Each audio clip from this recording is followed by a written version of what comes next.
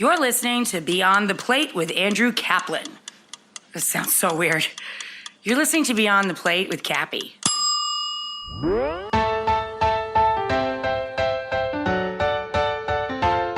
All right, where are we? Set the tone. Tell us where we are. We are sitting in my dining room in New York City, overlooking probably the smallest kitchen of anyone that I know.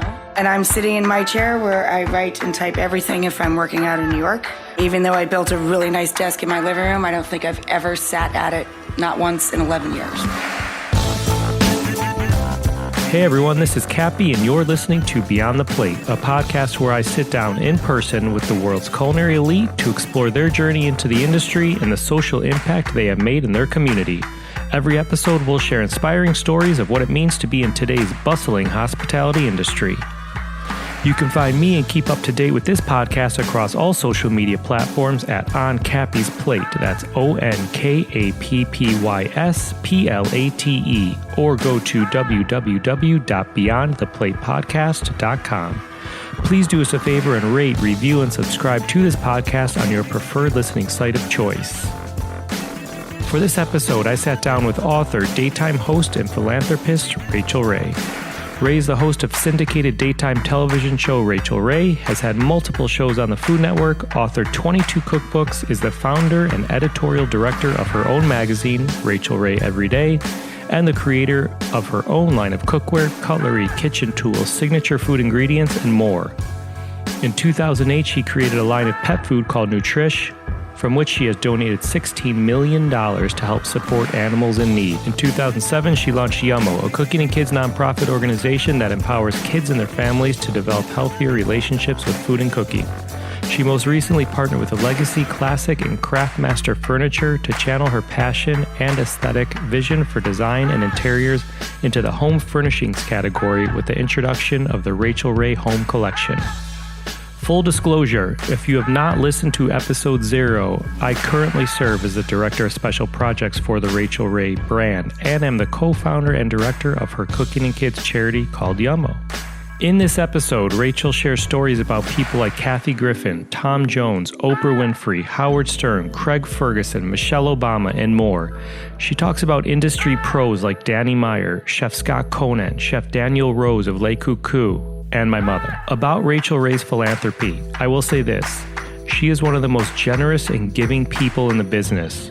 To quote her, "I feel uncomfortable having too much when there are so many that don't have enough." Last item of business, please join us next week when Beyond the Plate presents Just the Plate. This is a short segment where chefs describe a recipe, sharing insider tips on what makes this specific dish meaningful to them. Rachael will discuss her carbonara pasta, and her husband John Cusimano joins her to share how to make a classic cocktail, the Negroni. Without further ado, please enjoy this conversation and episode 1 with Rachael Dominica Scuderi Ray. So I woke up to a text this morning. Well, I didn't wake up to it. What time did you text me? But you said there's an Asian market booth near the back of the Green Market, close to 17th, that should have shiso. If you can go there and grab some shishitos and shiso and some mint. Everyone has mint. You're awesome. Thank you. I'll buy you drinks and dinner. I made us some onion dip with veggies and chips for 5 p.m. pod snack. Caramelized onion, Vidalia, garlic, white and black pepper, ground thyme, salt and yogurt with chive and chive flowers from my garden. If only every podcast started out like this. So I brought you sesame leaves, which are technically Korean, not Japanese. Yeah, you blew off the shishito. Yeah, I fucked up. Sorry. That's okay. What are you making with the shisos again? I'm making ribeye steaks on the grill tomorrow, and we're going to put Japanese 7-spice and smoked sea salt and lime juice, grilled lime juice on them, and I'm making a kind of a Japanese salsa verde to go with it. So shiso, or in this case sesame leaf, mint, anchovy, caper, garlic, ginger, splash of mirin and rice wine vinegar. I haven't decided on the oil yet, probably just olive oil. So making sort of a Japanese salsa verde thing, and corn with chives, and a green tomato, cucumber, mint salad, and yeah. Sounds delicious. And sake, if John remembered to order it. John, your husband, and just a heads up, to people listening, there are probably going to be many times that Rachel cuts me off and many times that I try to cut her off. Some of these answers could be 3 seconds and some could be 30 minutes. I could probably ask her one question. And I could talk for the next hour. Yesterday I called you about one thing and we were literally on the phone an hour later. Yeah. No, try an hour and 40 minutes. I believe that. And you will probably hear me laughing a bunch in the background. I've worked with you for 11 years. And we met when I worked for the South Beach Wine and Food Festival. There's a real time we met, and then there's like a second time we met. So the first time we met is the first time you did a demo at Sobe, and you walked in, and I said, hey, can I take you to the green room? And you're like, yeah, sure. Let's go get green in the green room. And then the next time was when I was wearing the T-shirt. Do you remember the story? I remember that you wear T-shirts that have food on them, and I thought that was brilliant. Okay, so last night we were talking, and I cut you off a bunch because there was many things I wanted to talk about here, but the T-shirt I was wearing said polenta. And it was gold colored with brown letters or brown with gold letters, but all of the T-shirts were like salt and pepper was like black and white. Very clever. Okay, so that polenta shirt I was wearing because of Scott Conant. I would travel to different events when I worked for South Beach, and he would always make the same polenta dish with mushrooms that's on his menus now. So I made a dish to kind of F with them a little bit. And that's the shirt you saw me wearing. You're like, polenta, cool shirt. Where'd you get that? And I was like, oh, I made it. You're like, what do you mean? We used to make T-shirts in the mall when I was a kid. I was a big disco roller skater. And like the hottest place to go in the mall was to go to the T-shirt factory. Really? And see what the new, like, fuzzy letters and rainbows and, you know, all the new press-on decals were to have the coolest T-shirt at the disco rink for that weekend. When was the last time you were on roller skates? A few years ago, we did, like, a company party. We all went to Staten Island and roller skated. I have not kept my stuff. When I was a kid, I was crazy. I could do cartwheels on my stoppers and the duck walk and the Hamel Camel. No one today that works with me, maybe 4 people that work at our show, even know who Dorothy Hamill is. But I used to be able to do all kinds of tricks, and I wore velvet jeans, and I had Bay City Roller blue wheels and pom-poms on my skates and a badass blue satin jacket, and it was cool, man. I lived at Skateland. In 15 seconds, I'm setting my timer. What words would you use to describe yourself? I'm just curious to hear what you would say. Hardworking, loyal, night owl, doesn't take herself too seriously, tough. I don't know. You'd have to ask other people. I don't think you could properly describe yourself. Fine. Done. 15 seconds. I don't think anybody has a realistic view of themselves as other people see them. You know, that's just being honest. I'd like to think I'm a loyal person and that I'm a good daughter, wife, doggy mama, fairly decent human, try and be a better one every day. I mean, I don't think about my life that way. I don't get up and say, okay, let's be a better person today. I just get up and do what feels like a good long day. I'm very bad at doing nothing, and I'm very bad at reflection. Very bad at doing nothing, very bad at reflection. Yeah. Got it. Wait, you said you're tough, and I think people would say you're tough, a tough woman. Why do you think they say that? Because I work longer and harder than the next person, and I don't complain about it. I find beauty in it. I like that feeling at the end of the day. Whether you're a man or a woman, I think it really feels good to get to the end of your day and feel like, wow, that was a tough day, but it was so worth it. Like, now I can play hard because I worked hard, and that was super fun, but I'm exhausted, and now I'm going to have a little fun. And you feel, I mean, I like the balance. That's the only balance I have in my life. I don't have balance of time or, you know, between work and play. But for me, balance is putting in an out of balance day of work, and then I feel good about, okay, now I can chill and just do whatever comes to mind. What makes you smile? Everything. I mean, food makes me smile. Great music makes me smile. A Kleenex commercial makes me smile and cry. My dog makes me smile. My husband makes me smile. My mom makes me smile. You make me smile. I mean, I'm a smiley gal. Yeah. Growing up, how many different addresses have you had? Like, how many different places have you lived? I told you, I suck at looking back at anything. I don't know. We lived in Cape Cod when I was real little. Went to Mashpee for kindergarten. Then we're upstate New York. Then Queens, that's where I was mugged. New York City. I don't know.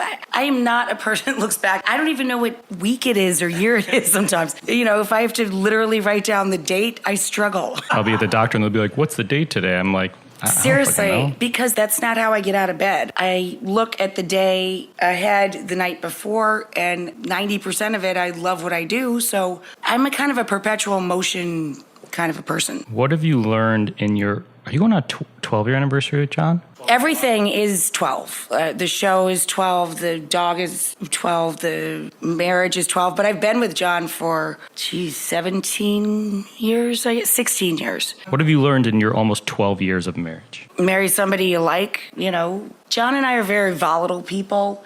We don't hold a lot of stuff in or keep anything back. If we're pissed about something, we say it straight to each other and move along. We're the same in a lot of ways. It's easy to be with John. He doesn't have to eat dinner at a specific time. He doesn't, mind that I'm a very busy person, and sometimes I'm not ready to do dinner or a party or something when he is. We work on our own schedules. He has a lot of his own interests. He's a lawyer. He works for our company, but he's a musician, and that's his core. I hate that passion thing because people overuse it, but it truly is his passion.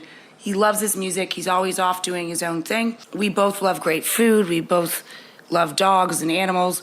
And we both love vinyl records and old movies and really good new movies. And we have a lot of the same interests. We like each other and we laugh. Even if we scream at each other all night, we end up laughing before we go to bed. I mean, we make sense. You and I were in the middle of shooting a Food Network series right now, and we were chatting about when we wake up, when we go to bed, and when we were kids. And you had mentioned when you were a kid, if you were drawing or painting or doing something if I was doing anything creative, I had no bedtime. My nickname when I was a kid was Little Hoot or Hoot Hoot, and my husband always puts his finger on the tip of my nose if he's trying to cheer me up or make me smile, and he goes, hoot, hoot. I have always been a night owl. I'm not a morning person. I force myself to get up early in the morning and get to a gym and listen to very aggressive rock music just to beat my brain and to wake up and be positive and get your endorphins going. What aggressive rock music? Well, not aggressive, but I mean drum driven. I don't go to the gym and listen to Skateland disco, from back in the days. Although I do listen to disco if I'm running on a regular treadmill. But if I'm climbing 5 miles of stairs or doing something like an elliptical at a very high resistance, I put on Foo Fighters, Led Zeppelin, Nirvana, Queens of the Stone Age. Yeah. Does anything keep you up at night? Everything keeps me up at night. I love being up at night. Everything. I keep notebooks by my bed. I stay awake and watch. I leave movies on half the time all night long. Do you dream in food ever? Do you wake up and turn over and write something? I dream in work. Does something get you excited to wake up? I hate waking up in the morning, no, but if I have to travel, I'm all right, great. Well, I guess I'm a newsaholic. When I was a little kid, I mean little, like Nixon little. When I was a little kid, my mom got mad at Nixon, and from across the room, she's only about 4'10", 11, a tough lady, ran restaurants for over 50 years. From across the room, Nixon was telling what she considered another lie, and having read and seen All the President's Men many times, probably was lying. She threw her shoe at the television across the room, and it hit the screen in just a way that the television literally blew up. It's like a dial television? Yeah, it was a white case Sylvania black and white TV on this super mod little white stand. And we were the last people in our neighborhood to not have color television. So I thought that was so cool. And I was a small child, so all of a sudden Nixon was kind of my favorite president because we finally got a color television. And I started watching the news. And then I fell in love with not in love handsome person, but I just really found it comforting to watch Walter Cronkite and Harry Reasoner and 60 Minutes. And I became this news junkie at a very little age. I became obsessed with the news. What's the first smell in the kitchen that you remember as a child? I don't know if I remember the smell, but my first memory is grilling my thumb. How old were you? 3 or 4. My mom, as I said, has worked in restaurants for decades, 50 plus years. And when I was little, literally the first memory I have, my mom used to make tomato soup, and she'd make a Swiss cheese mustache, she'd call it. It was basically a frico. She'd put a slab of Swiss cheese or something of similar moisture value on the hot flat top on the griddle. And she'd use the big spatula to kind of squish it up when it got all bubbly and melty, and she'd pinch it in the middle and pull it off and let it cool. And it looked like a little brown bow tie, like a gentleman's bow tie, but it was a Frico. Sounds delicious. And I would have a little cup of her tomato soup every day. She made lovely tomato basil soup. Have a little cup of tomato basil soup, and I dipped the grilled cheese bow tie in it. The cheesy bow tie in it. So my mom was screaming at a purveyor and calling in the orders, and I was on her hip. And we had a wall phone in the kitchen, and she had tangled herself up because she's very, just like I'm using my hands to talk right now. She's a very... Expressive? Yes, she's very expressive when she's angry. So she was spinning, and we were all tangled up in the cord of the phone. Phones used to have cords. I'm not that young. Between the thing you're talking to and the actual thing you dialed on. She had to untwirl us, and then she put me down so she could hang up the telephone. And I saw the spatula on the edge above my head. You know, there's like the chopping block in front of the flat top. And I saw the spatula sitting there. And she had just turned the flat top on. She just turned the grill on. Maybe half an hour before when we got to the restaurant. So she's hanging up the phone and finishing her fight with this guy. And I reach up and I'm playing with the spatula and I push it forward and my thumb grills to the griddle. It was this thumb right here. So my mom jokes that I went into food because I'm Harry Potter, that I marked myself at a very early age. That's incredible. What's the first cookbook you ever owned?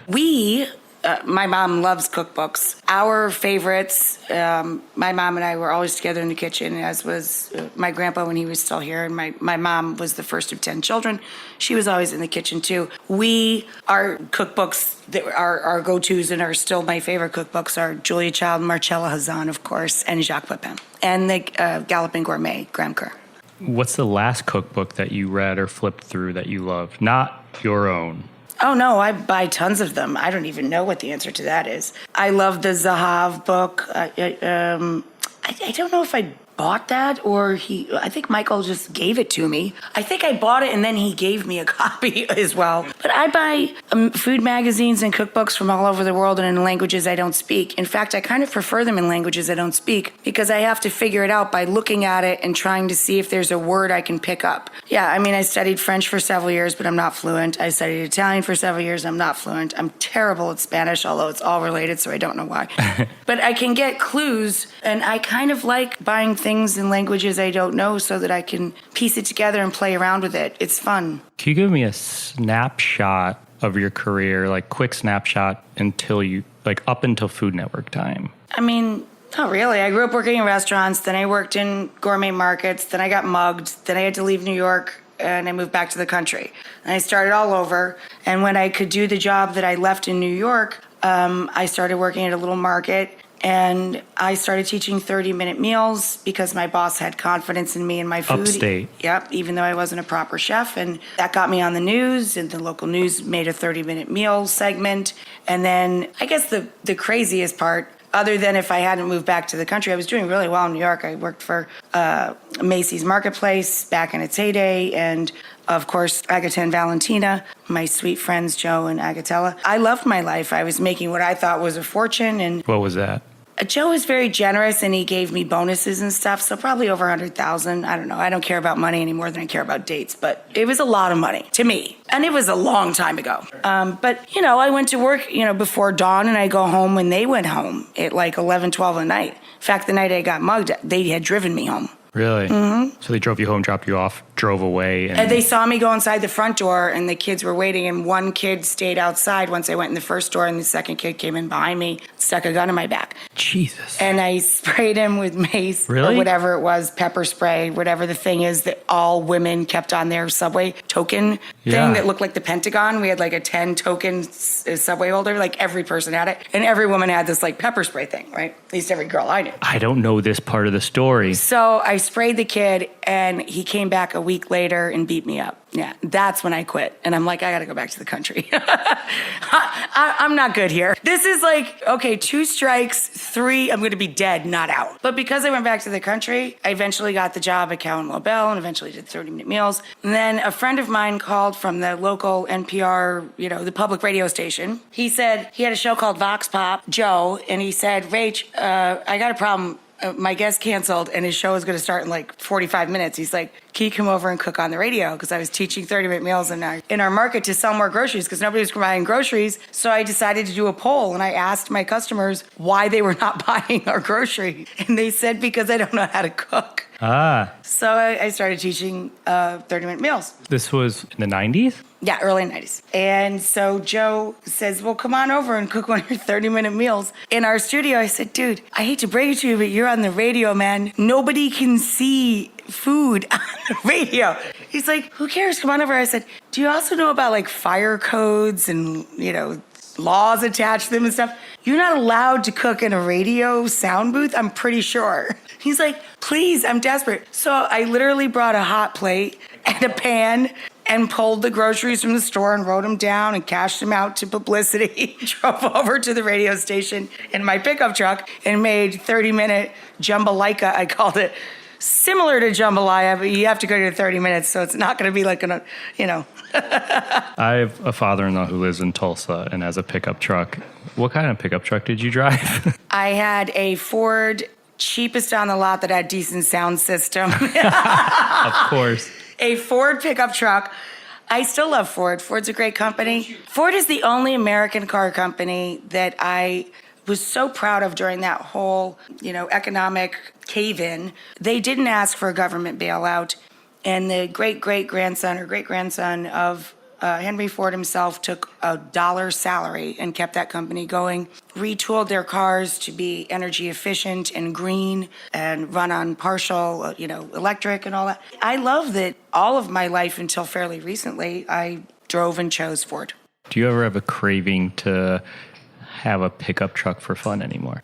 No, because now we have a Tesla and it's pretty freaking cool. Actually, we got the Tesla not only to be green, of course, and be off the grid, but because they finally do about 200 miles, which is the distance between where we live in the Adirondacks in New York. And because my dog is 12 and my mom is 82 now, I think. And she's a very tiny lady. I wanted my dog, who has a little arthritis, she's getting older, and my mom to be able to get in and out of our car a little easier.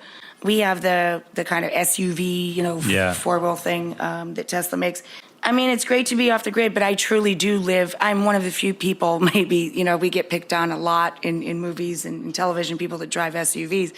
We're not city dwellers. I grew up in the Adirondack Mountains, and we really live on a very tiny side of a mountain, and we truly need to be able to get in and out in a snowstorm. When our power goes out, it's out for 4 days. It's not out for 4 minutes or 4 hours. Wait, what? Do you have like a backup generator or something? Absolutely. Everybody in the country, whether you live in a trailer or a small house, you have to have that. Or a cabin or a big house, you have some sort of generator. Some people have small ones, some people have big ones, but most generators just, they'll get the stove going or a light going so your child can. It's like minimal power. It's not the same as being on the grid, of course, but. Well, fair to say that obviously 2 shows that put you on the map, 30-minute meals and $40 a day. Mm-hmm. Here's my question to you. Do you remember your 30-minute meals intro? Oh my gosh. Hi, I'm Rachael Ray, and I make 30-minute meals. In the next 30 minutes, I don't know. I'm not good at scripted anything. My friend Mark Disson wrote that, or Steve Kniff, or the combination of the two. 2 guys I love. But no, I do remember that it was very hard for them. I don't do camera 1, camera 2. They had to say, look at Jay, look at Dante. They had to use people's names. I feel like I remember that when I went in there and once. that I couldn't do feeding you information, all that. I always had to be a just let her go kind of a gal. The only line I had to do was that line, which is, I have a funny mental glitch thing. If I meet someone and they're not very nice to me, or I don't think they're very nice, or if I am watching a film or something and I'm like, oh, I don't get that. Or I have something that I was forced to do that I'm not very good at, like memorizing lines or, saying other people's words. It doesn't stick. I'm better at, quotes from The Godfather than I am at things I had to learn to say in other people's words. I know that because when I send you, if I need you to record like a video or message. Oh, you write a script and I say none of it. I'll say ad-lib this, or I'll be like, do not read anything but this. I know. I'm terrible at reading. I mean, I love to read. I'm one of the few people that still, subscribes to newspapers, and I read real books, not digital books, and I love to read. If I'm supposed to be me, I don't like reading other people's words.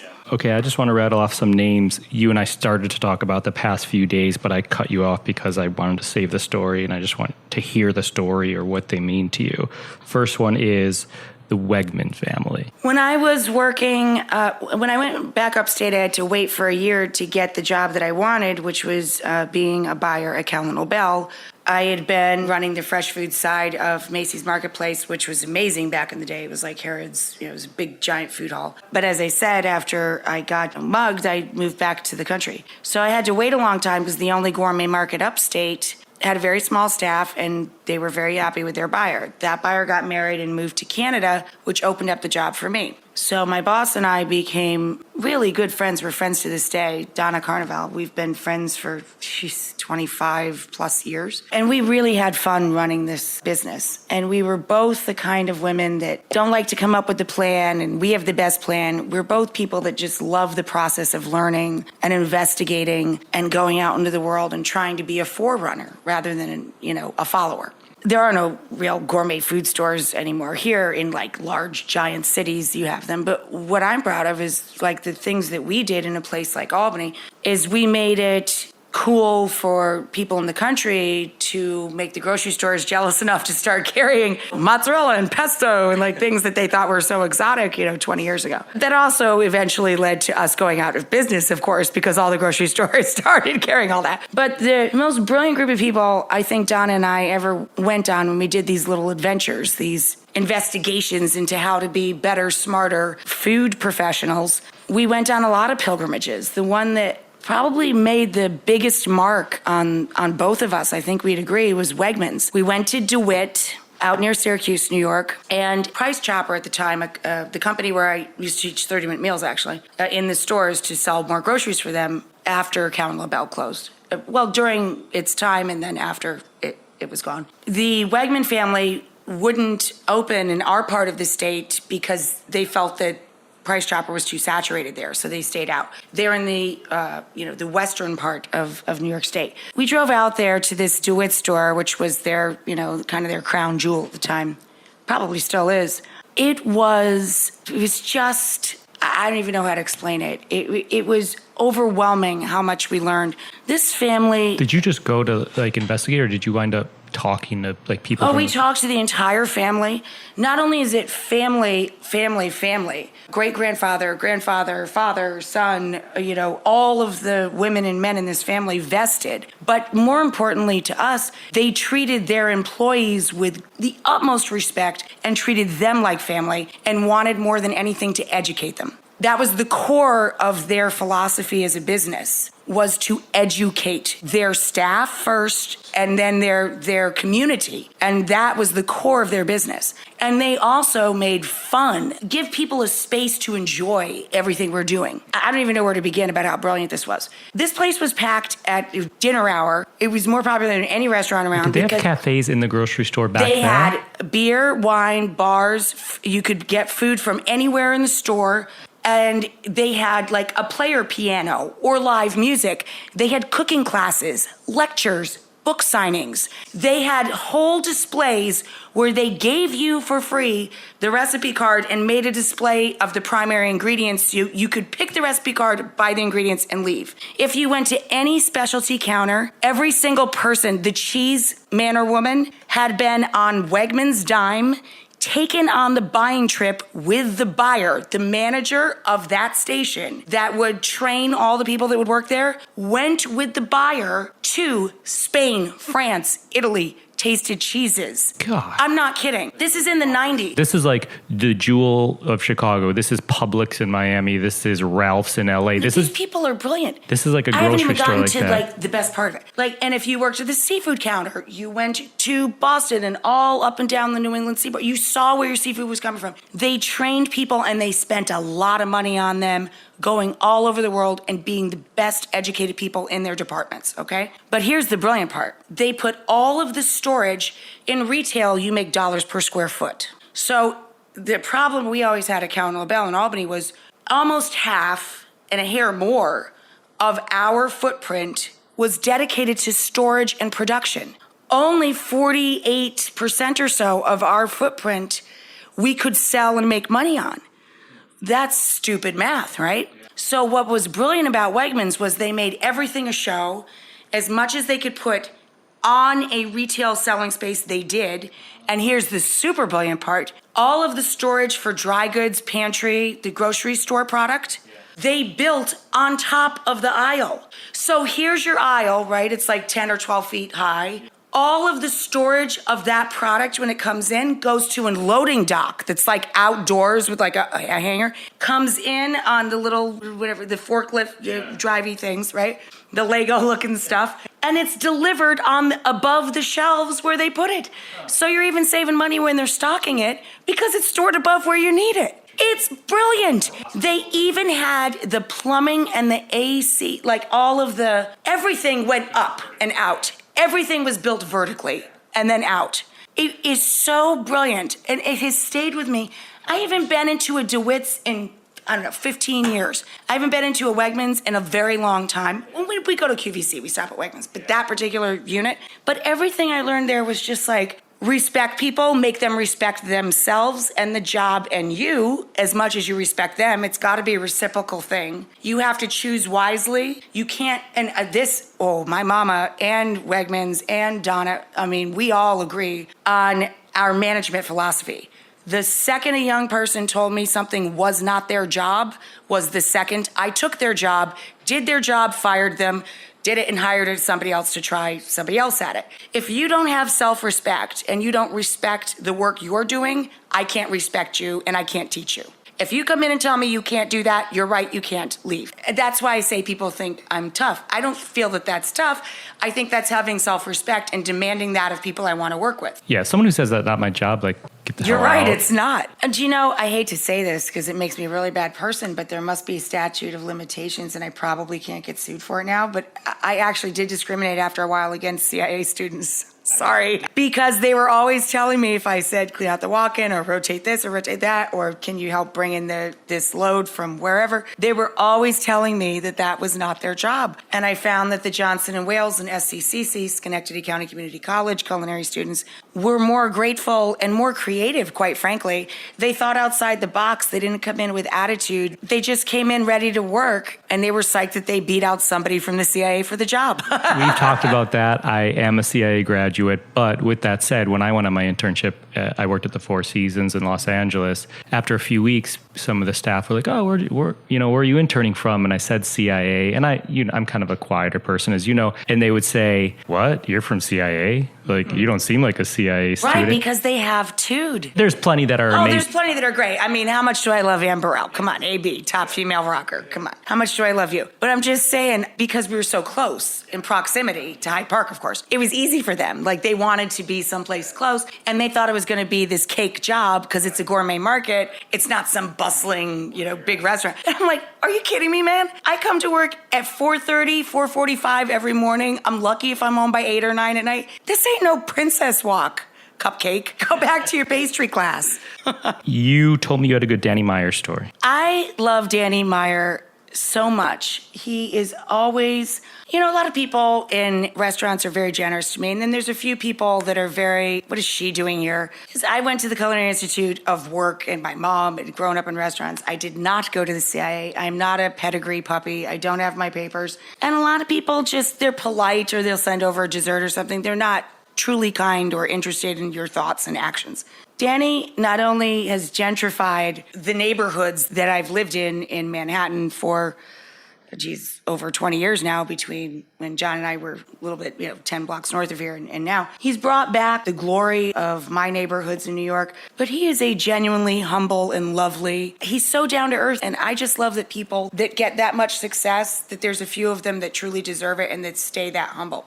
My Danny Meyer story is this. A neighbor of mine is a brilliant lawyer, and she was feeling unfulfilled. And I only know her because we take Italian class together. Italian class in my dining room where it's mostly having pasta and wine. And my sweet friend Katerina comes and tries to teach us something. So she's feeling a little unfulfilled, although she's terrific at her job. And she's heard that Danny Meyer's company needs a new general counsel. And I said, I love Danny, he's so great. And we only see each other a few times, if we're lucky, a year. But he's always been so kind, and I have such respect for him. And she said, oh, wow, put in a good word. And I knew she didn't mean it, but I was like, well, I should put in a good word. So I just write him this little blurb email. And within like 36 hours, he writes me back this big, long letter, and how wonderful to know you're so connected to your neighbor. And there's a whole team in charge of that, but I will definitely look into it. And my neighbor did not get that job, but the fact that I could show her that, and that somebody cared, and that she was involved in the process, and that, and that it happened so quickly. When Union Square reopened, I was so excited. Wildly. And then I went there and I just kind of got drunk on it because it was the same, but it was different. It was the same, but it was great. And it was the first time I was having a fun business/dinner with our gaggle of geese from the show. And it was the first time I'd been there like 5 times in a month when it reopened because I'd been in a drought for so long and missed it. And I was in the top corner because they wanted us to have a quiet place because they knew we were going to do a little bit of talking along with our food. Danny was at this little bar upstairs and he came in after I was there. I tucked in the corner. He has no reason to come over whatsoever. Made the trip down and demands we stand up and hug. Like, he's just such a warm... He's the best. He's just the most lovely human being. He really is. He's just lovely. You never go unnoticed with Danny, and he's just a decent human. I adore him. Scott Conan. Scotty Conan. First of all, he looks like Chef Hugh Jackman. Handsome, gray hair. Oh, no, it's ridiculous. The chest is ridiculous. It looks like you pulled him out of a box. Like he's like a toy you're going to hand to a small child. I saw him. He sends his best. And again, he is hilarious, down to earth. If you know him in real life, doesn't take himself too seriously, and works like an SOB.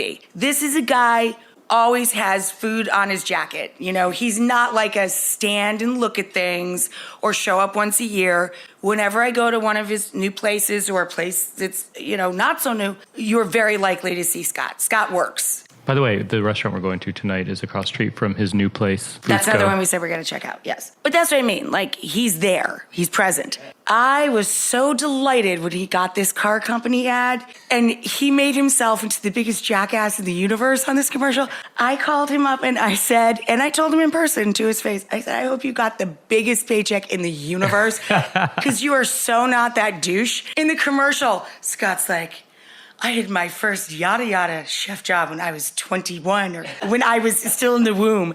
And then I did this when I was like 7. And I did this when I was like 12. It's the most ridiculous. He's reading copy, of course. Right. He looks great and the car looks beautiful. I don't even know what car company it was for, but whatever.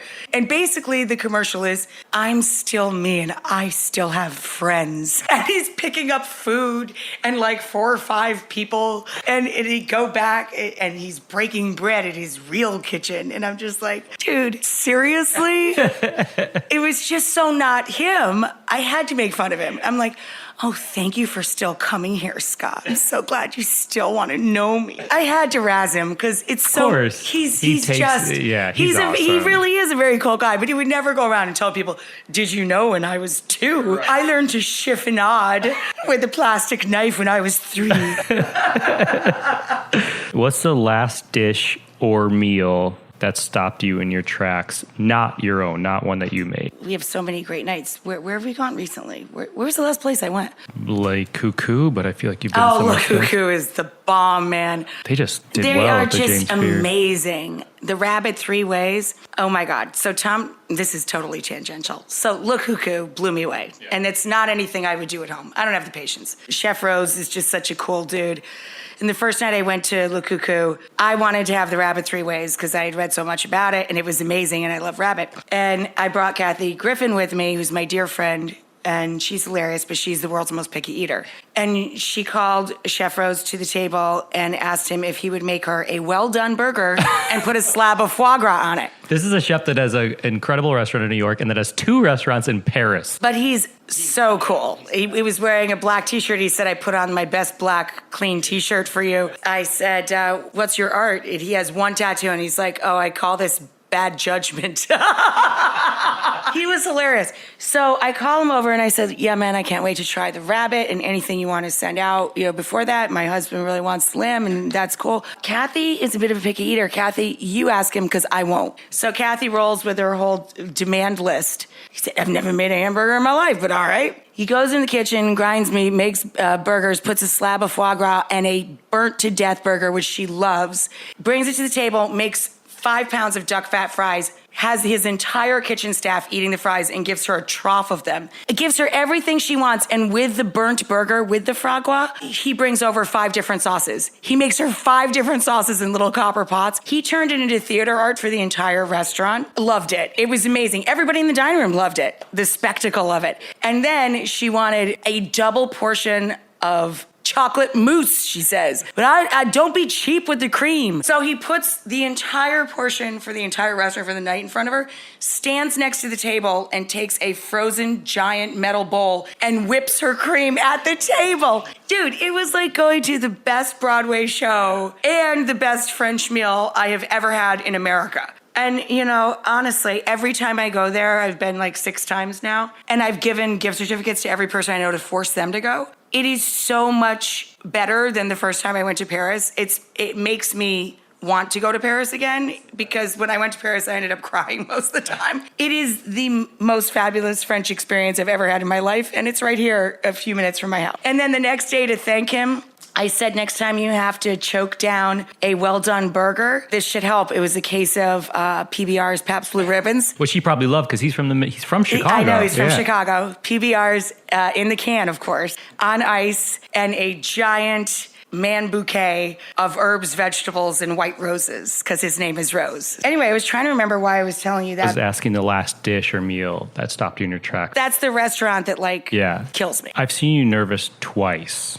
Really? Yeah. And once was the first time President Clinton came on the show. Oh, my God. The second time was when you had to speak at an event we were doing with Michelle Obama. And so I'm curious, what makes you nervous? Well, President Clinton, it was the day we were launching our charitable initiative.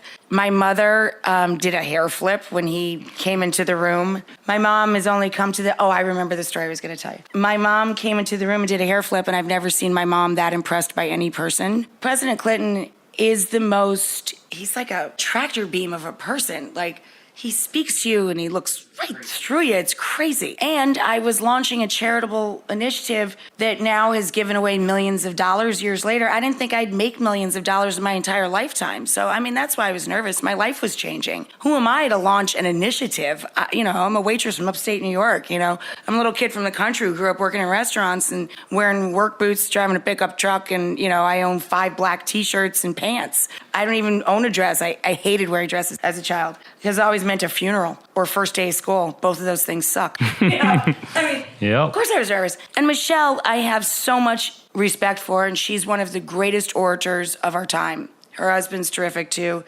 Mario Cuomo was another person that I just thought was an amazing, amazing speaker. But Michelle, everything about that woman is cool, but she is the most brilliant speaker. And speaking before or after her is just ridiculously impossible to do. Well, now, of course, I'm not nervous near her anymore. I got over that. But she is just the coolest of the cool. Being a part of that administration, anything we could do to help our country's kids from parents of any party, I really thought we were doing some good work there. Do you want to go back to the rabbit story or no? Yeah, the reason I wanted to try the rabbit at Le Cuckoo is because my grandpa had 10 children and he had to feed them all. So he was a great gardener, an amazing cook. And I think the only time my mother didn't adore her dad, my grandfather, when she was a little girl, was she would name all the rabbits, and was the winter where she figured out that that's how they stayed alive. My grandfather was a wonderful cook, and when we had cacciatore, it was usually rabbit. I love rabbit cacciatore.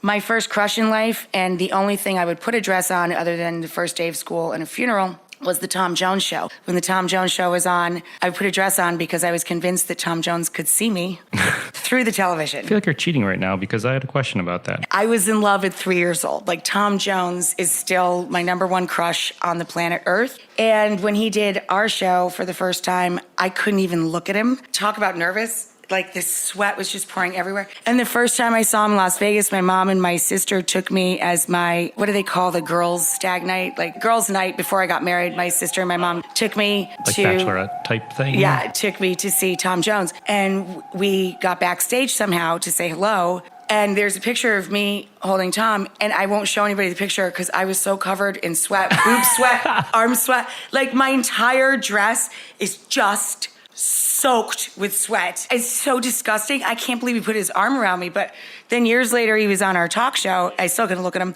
But he came to this apartment at the very table you're sitting at right now. Yep. And had, can you guess? Rabbit. You made him rabbit catch a tour? My dad is actually Welsh. That's where I get the name Ray. He's a mutt. He's a bunch of stuff, but he's part Welsh. And my full name is Rachael Ray. But the Ray part is Welsh, and he's Welsh, and his favorite thing is rabbits. So I made him my rabbit cacciatore on polenta. Boom. Okay, but when it comes to entertainment, there's the political world, and it comes to entertainment. I feel like you're obsessed with these like powerful guys in entertainment. And Tom Jones was one of them, but then Howard Stern was another one. Howard Stern is the best interviewer and the most singular talent of my time, I think. I think the man is brilliant. He literally created an industry within an industry. And I can't stand it when people call Howard Stern or refer to him as a shock jock. He's so much not that, more than that. Do you listen to him every morning? Absolutely, until I have to go to work, of course. But Howard is brilliant. He's a terrific master interviewer. I love it when he has on like a Paul McCartney or something because he does his homework. He gets people to say things they would never say under any other circumstance. Case in point, another brilliant man, very funny, but just wildly intelligent and also always does his homework. And he's a curious person, just like Howard. He's just naturally curious, who I have tremendous respect for is Craig Ferguson. Listening to Craig Ferguson being interviewed by Howard was like Superman and Batman. Like, it was just amazing. Well, I want to look that one up. He's just a wonder. And people that don't know Howard, it's like when people say they don't like baseball, I think that's because they don't understand what they're watching. If you don't like Howard Stern, I think it's because you're ignorant of who Howard Stern is and you haven't listened to enough Howard Stern. He is funny and he's kind, and he and his wife and his ex-wife, they had a great relationship. He's just a good man. He's a good partner, a good husband, he seems like a very good dad, but he's just a very decent superhuman. And going to their home was one of the greatest experiences ever. They walk through every room, and Howard and Beth can tell you where every single thing came from in their house. It wasn't like somebody came in and just like decorated designed it, right? I'm sure they have decorators that help, but Howard's like, I got this, literally, I got that fireplace when we were in Scotland, or I got this here, or we found that there. And they're constantly like, not in a weird way, but they're always like, he's got his hand on her leg, or she's got a pinky holding his pinky. Like, they really like each other and enjoy each other's company. And that's who, I feel comfortable being around as other, if we're going to hang out with other couples. I mean, it's not like we're best friends with Howard and Beth, but we are friends with them, and they're lovely people to be around. And John and I are kind of the same way, Dom. We're certainly louder than they are. I mean, we are Sicilian and Italian and all that, but we like each other. We like each other's company. And I like being around couples that clearly, they don't just love each other. They're not married for, staying together for the kids or something. They really like each other. They're just lovely people. I'm obsessed with Howard because Howard demands your respect if you really know him. He's just wonderful.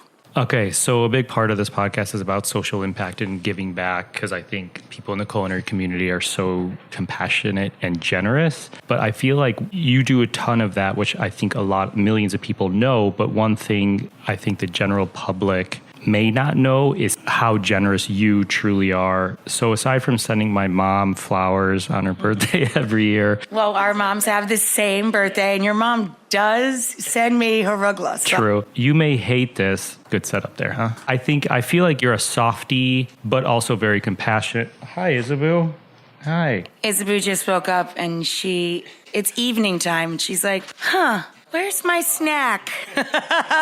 But when it comes to charity, why do you do it? I feel uncomfortable having too much when there are so many that don't have enough. I am a pretty happy poor person, and I think that's a big key in life. If you're happy, no matter whether you're born rich or poor, I think if you're happy and proud of where you come from, you are fearless in where you're going, because the worst thing that can happen is you go back to who you were. I worked a long time to get happy with who I was. I got there somewhere in my, I don't know, late 20s, I guess. I started being kind of okay with me. So I'm not afraid to go back to that. And I dig being poor. I like my pickup truck, and I still have the cabin I moved into that was $575 a month rent to own. I like shopping at Target. You can see me in a Walmart. I love living near Union Square Green Market, of course. I live in the Strand bookstore. I like walking around in no makeup and sweatpants and flip-flops because that's who I am. Like my favorite pair of jeans or whatever, I don't need all of that. So, and I also have met really smart people along the way. Oprah Winfrey, President Bill Clinton have both said to me, give back in the way that feels right to you. Use what you love as the way you give back. I'm a cook, so I give back through food. My daughter is a red-nosed pit bull, so I give back to animals. My mom has 15 rescue cats, so, I give back in a very normal, something that makes sense for what I do for a living. And I feel that there's an ebb and flow to the universe, whatever religion you are, or even if you're an atheist, there is an ebb and flow with energy, and putting positive forward for all of the negative that there is a necessary balance to the math of the universe. I'm a big Einstein fan, and that's kind of his theory, err on the side of caution, whether you're religious or not, and do good works to balance the opposite. And what I learned from President Clinton and Oprah both is a lesson that anybody can do at any level of income. You do what you can, and you do it through the thing that you love. So if you're a great gardener, help plant a garden at the local school or whatever, right? If you can't give money, give your time. Give your old pots and pans to the food bank when you get a new one, or go down and just help serve. You don't always have to give money.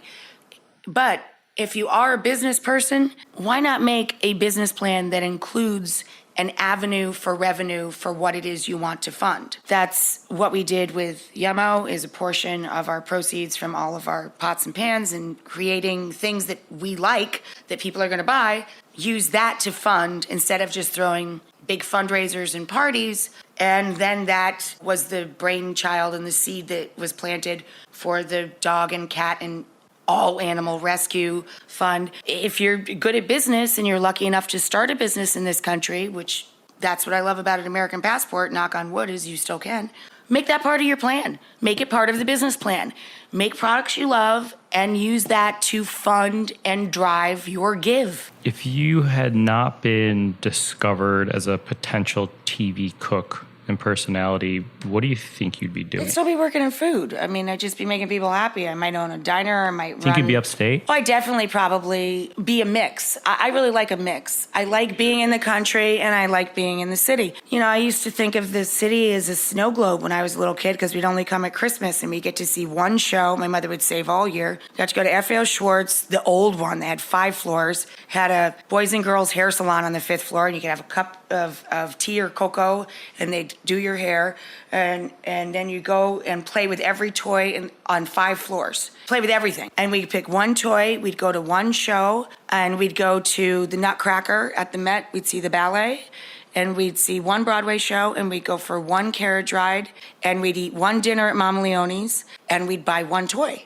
And it was like a snow globe. It was like magic to me. It opened the universe to me, and my mom worked like an animal to be able to do that for us. I love this city as much as I love the country. I grew up in the Adirondacks. I value it with all my heart and soul, and I'd still be that same person. You know how I know that? Because I was that person when I was poor. Nobody knew who I was. I was still the same person. I'm going to work in food, and I'm going to spend time in the country and spend time in the city. You said diner. Would you have opened a diner maybe up? Diner or a bar or a pub or something casual where you could hang up a sign and say, I went on vacation, see you soon, and people would still come back. And it's never been about the money for me, and it still isn't. I give it away as fast as I can earn it. It gives me the creeps. All right, let's do a speed round. And by speed round, I mean... You will never achieve that with me. You know that, right? I'm going to cut you off like you would not believe. 9 million interviewers have tried over 20 years. I've never effectively done a speed round. 20 years later, here we go, folks. What did you have for dinner last night? I was going to make my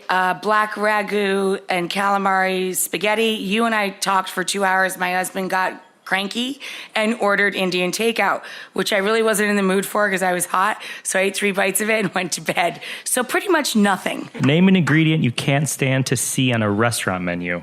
Oh, none. I don't boss other people's food. That's just stupid. Oh, the word foam. I hate the word foam. Foam on a menu pisses me off. If you want to put it there, that's fine, but just don't list foam. Foam doesn't sell anybody on anything unless you're trying to get a shave. Smell in the kitchen you love. Garlic and olive oil and anchovies. Smell in the kitchen you hate. Burnt garlic in other people's houses. The last thing you ate in bed. Well, the last thing I fed in bed was a chicken sandwich or a patty melt pieces to Isabeau because she doesn't get up before noon. And on weekends, that's what she has for brunch. Delicious. You eat well, girl. Last thing you cooked that didn't work how you thought it may work. Oh, I don't know, because I always fix it. Like, if I overcook something, I turn it into a soup or a dip or, like, I can't really remember something that was, like, completely inedible. A toast, bread, anything with bread. I burn bread all the time. So lots of times sandwiches or things that were to be served on bread have to become something else because there is no more bread in the house because I've ruined it all. What's the last thing you Googled?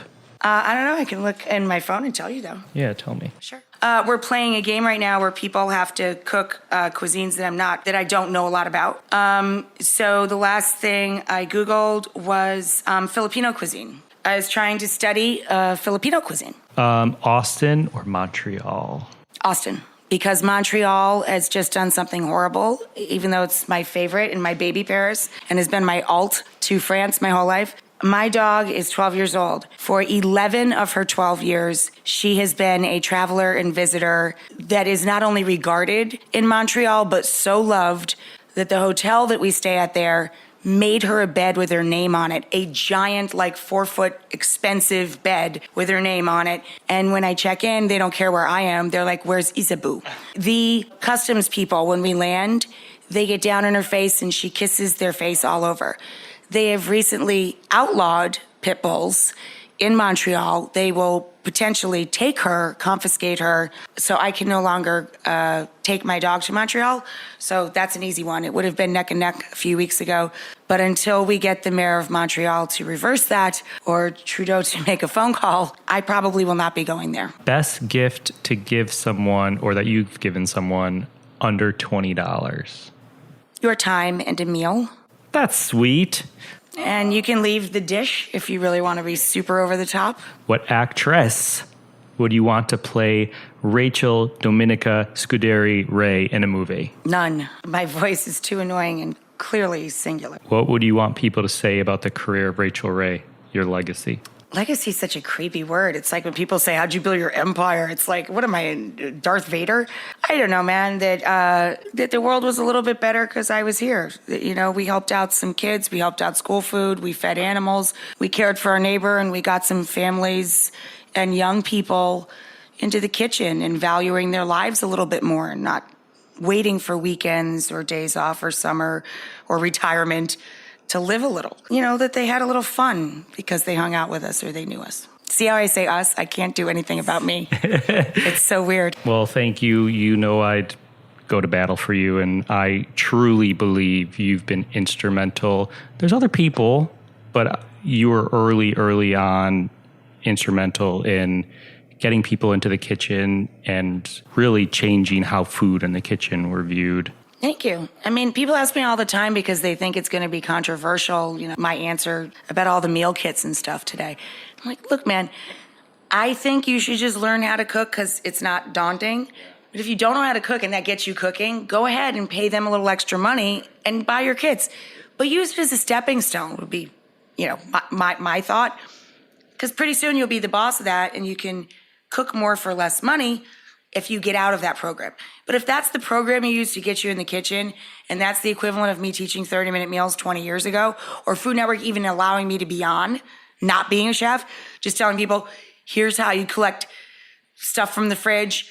It's the mise en place system, but we're not going to call it that. We're just going to say, grab a pan and carry everything, you know, put it in front of you, knead it twice, chop it once, chop here, the chop and drop, all the little things that we did. Those are the building blocks of any culinary school. I just put them into plain English. Anything that gets people, and children most importantly, into the kitchen and caring about what they eat and how they spend their lives and the quality of their lives, That's all tied in together. It's all one thing.